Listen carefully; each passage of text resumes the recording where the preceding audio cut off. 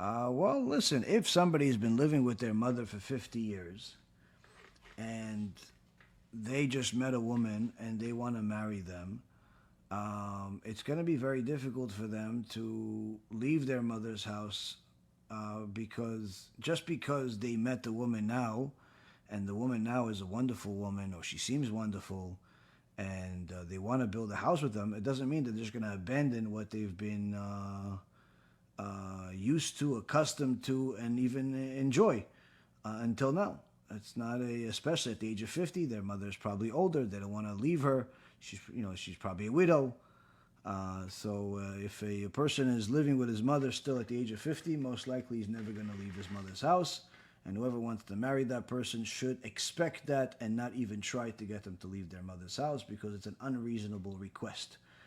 If somebody's still living with their mother at the age of 50, that's part of the package. If you're coming in to try to change the package, that means you want a different package. You want a different person. A person that's living with their mother at the age of 50 is doing it as that's part of who they are. They have made a life decision that this is the best thing for them. Whether it is or it isn't the best thing for them, obviously you have to know the person to know whether it's the best thing for them or not. But for a woman to come in and think that they're going to change this person's life at this stage of their life is arrogant and inconsiderate.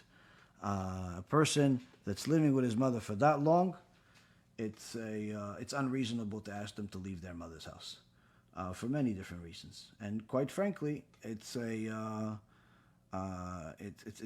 right for them to stay with their mother at this stage, because if they leave their mother's house at this stage of their life, number one, it's going to be a huge difficulty for their mother to adjust at such an age. Their mother's at least 75, 70, 80 years old. Very difficult for them to adjust.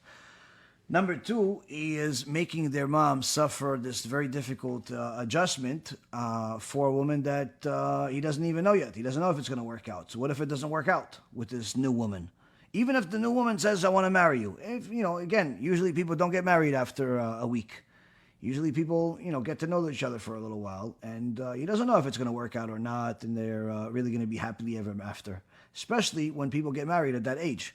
So for him to move out of his mother's house, I don't think it's a reality, and I think that any woman that meets a guy that still lives with his mother should, in essence, assume that this is what it is. If she's not interested in it, then she should not ask the person to go on a date with her or accept an offer to go on a date with him.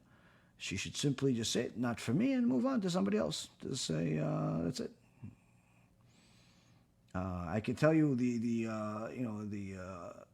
perspective of the Torah is that a woman should and a man should not leave their parents' house until they're married.